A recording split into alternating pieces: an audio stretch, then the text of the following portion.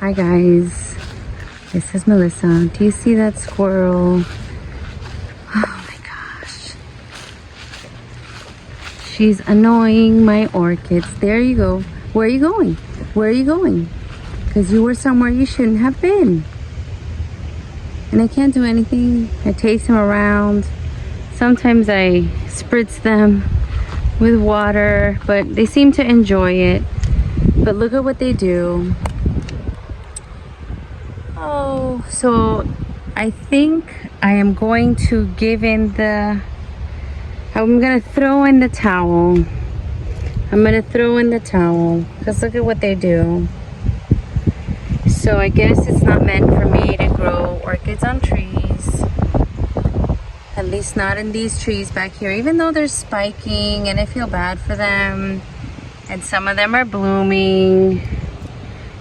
But I have to give up because I know that I'm putting them in danger. She's gorgeous. But look. And she opens, or she or he, I don't know, opens the burlap and takes out the stuffing and gets at my orchids. Take bites. And it's just really obnoxious. So I think I'm gonna give up. I'm gonna rescue one that is hanging by a string and try to find another spot. Let's see if I can at least find another spot to put her on. So over here on my palms, so just so you have an idea, there's the pool, the patio, the orchid pergola, my second foul tree over there. They don't seem to go on that one. Not that much, at least. But what they do like to do is come to these palms over here, bite the leaves. These vandas are like, they're not even attached anymore. They're looking really bad. And this is the one I wanted to save because it seems like it had some good roots. And really hard to do this with one hand. But look, they even store their coconut, whatever it is, seeds or whatever it is that they get.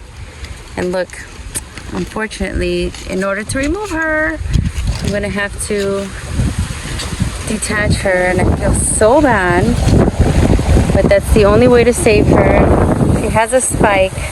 I don't know if I just ruined all chances of blooming because I just can't leave her there. She's getting chewed up. The last little bud that she had was completely bitten off, and now she's trying to re-spike. So I'm gonna see what I decide to do. The squirrels have won, I guess. I'm gonna remove this leaf. Oh, there's not much I had to do there. She has 2 leaves. And there's one spot that I think she might do well in. One spot in the front of my house. I have a tree that has no squirrels.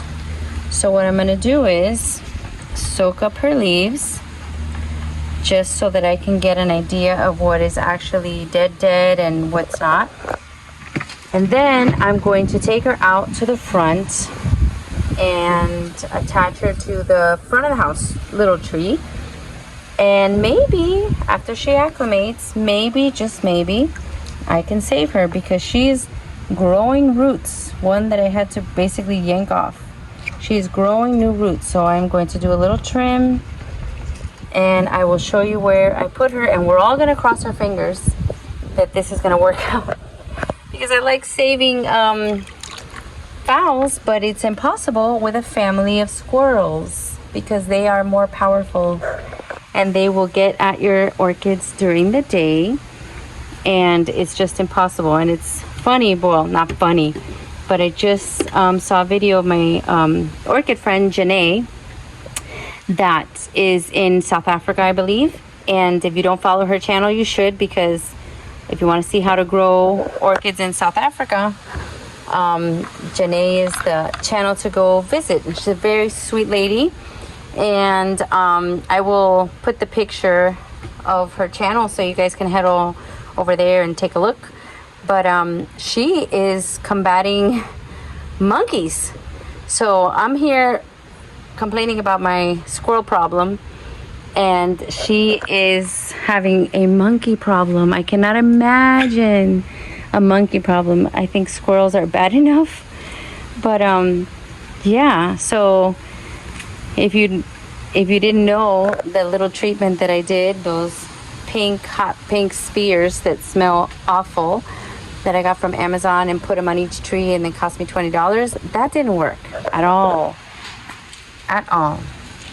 So I'm going to show you where I put her, and we're going to cross our fingers that she gets well and survives. So guys, I am back. Today's actually Thursday, March 21st, and we are headed into spring break. Here in Miami, we have our spring break.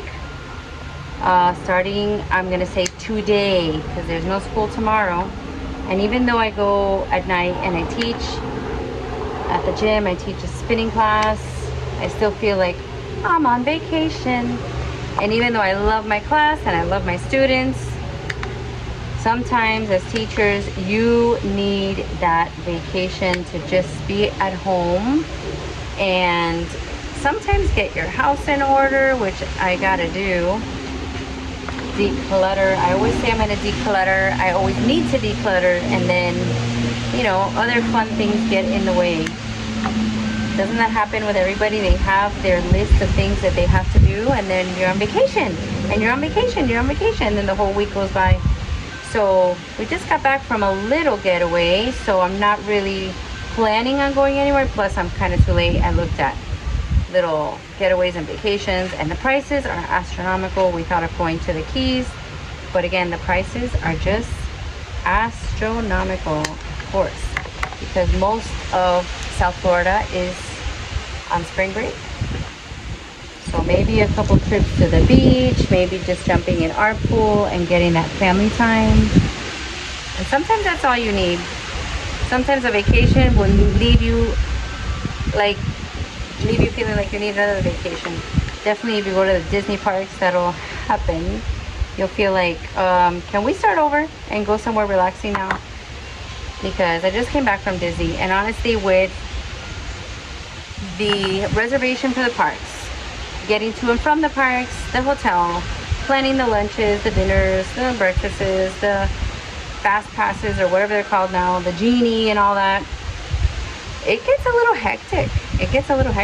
So it's not really relaxing, but you do it for the kids. And you know, I'm a Disney kid at heart, so I like going to Disney. I know a lot of people are like, Disney.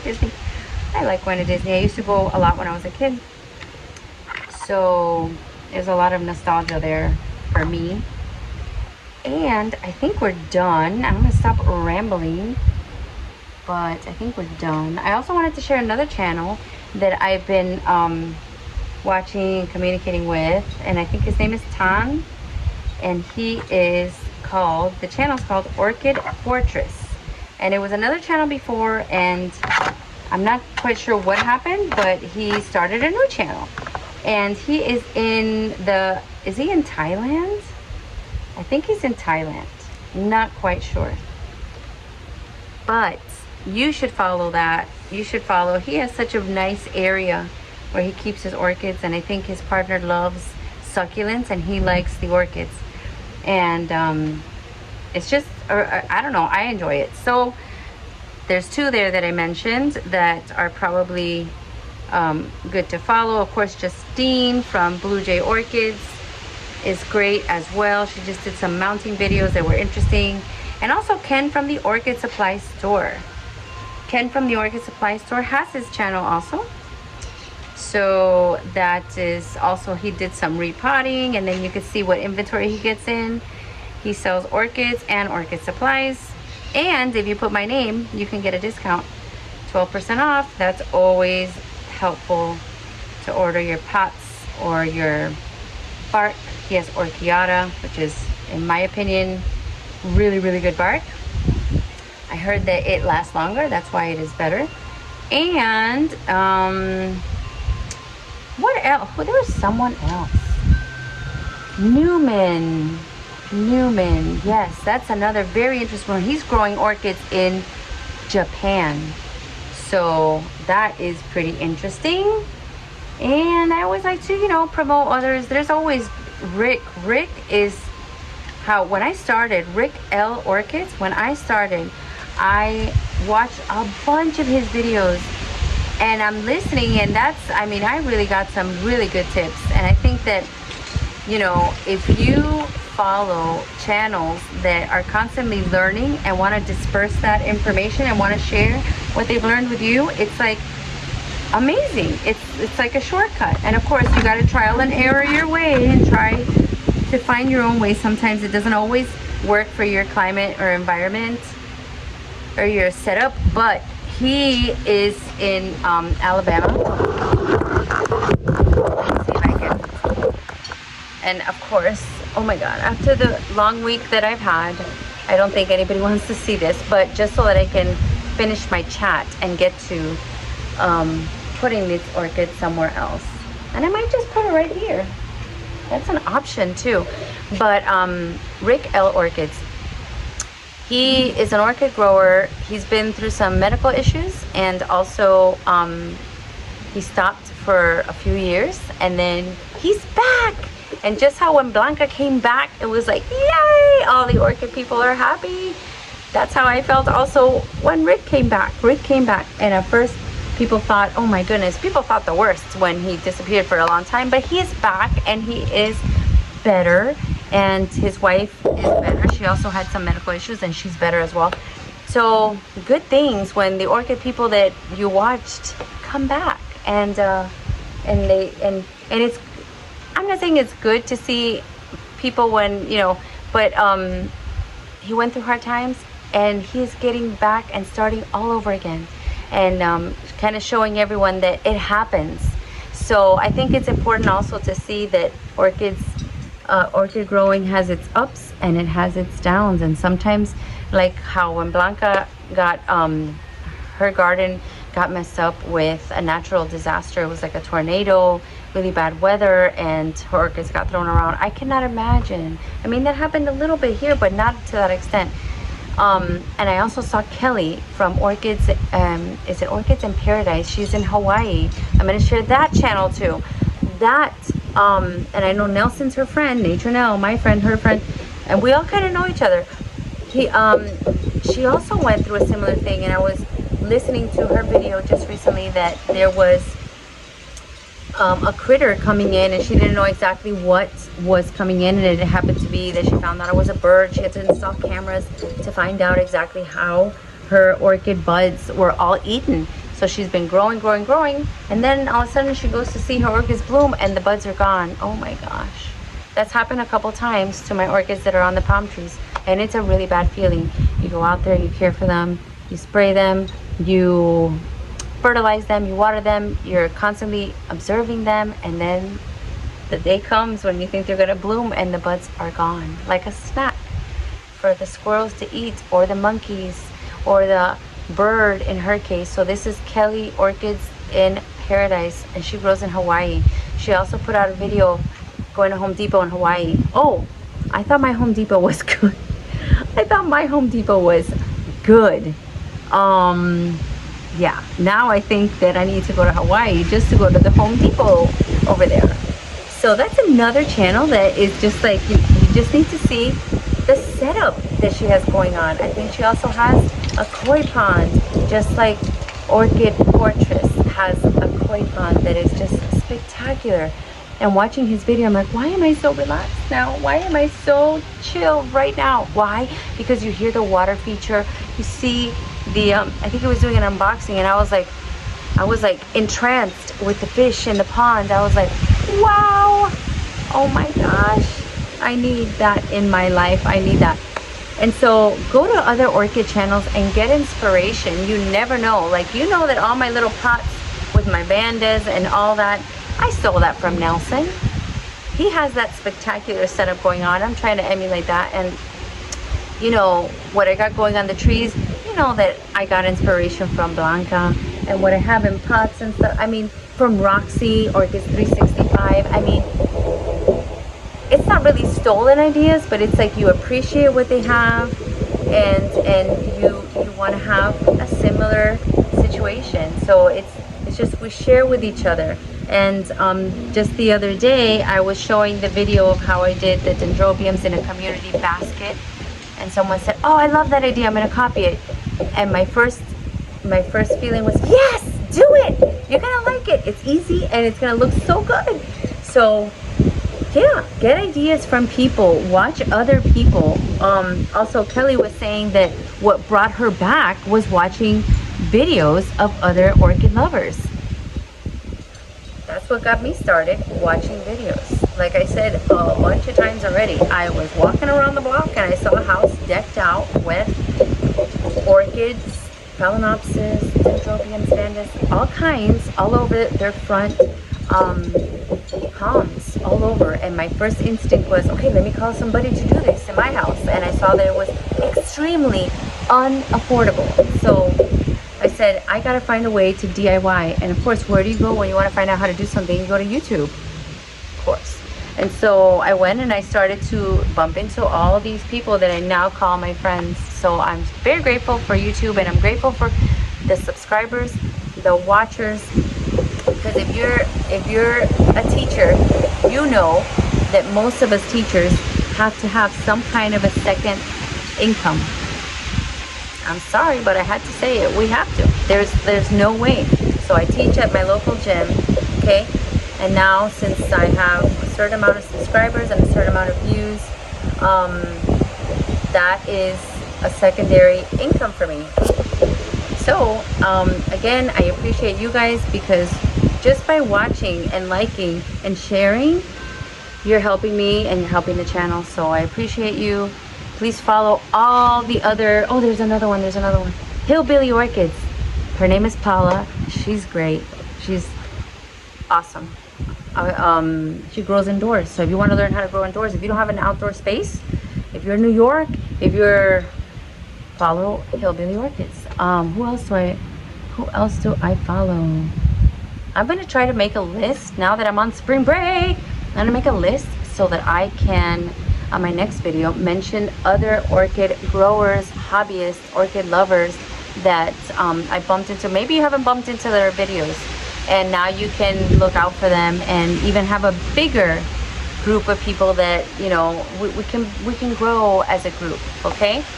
So anyways, that was just supposed to be a 5 minutes, let's save my orchid, and it turned into a 20-minute spiel.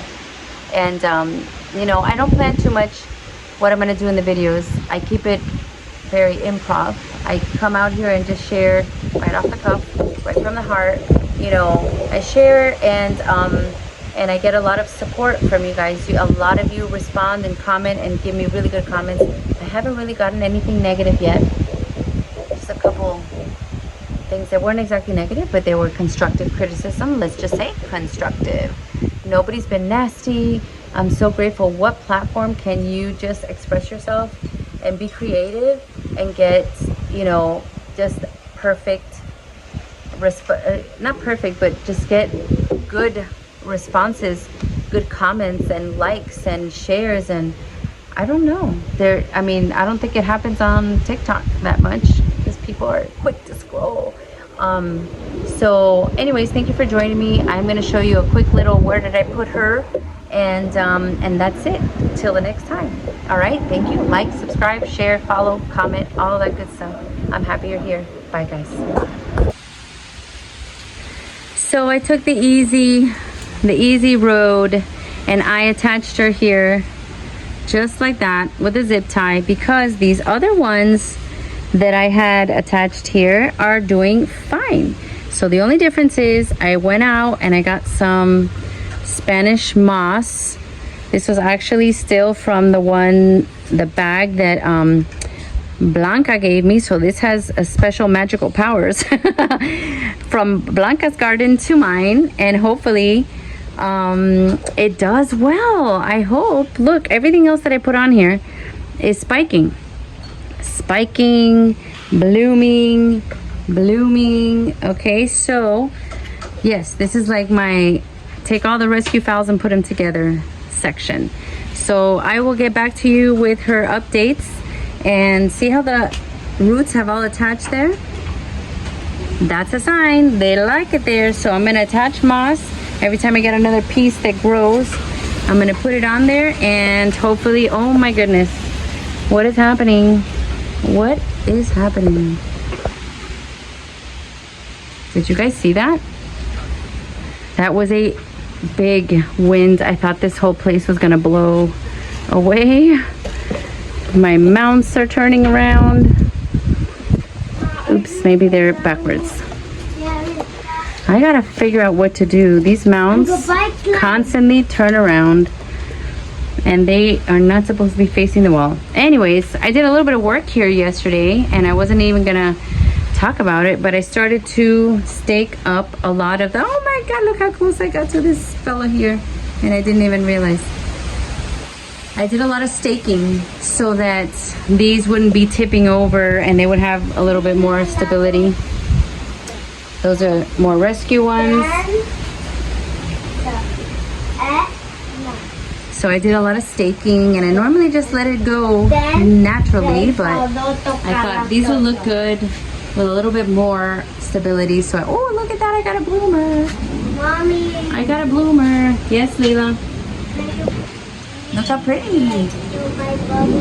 Yes, I will do your bubbles. Then do it now. Okay, guys, I have to go. I gotta do some bubbles. Oh, I got something blooming. So I will show you when she is open. Okay, say bye, everybody. Bye. We're and gonna have a bubble day. have a bubbly day.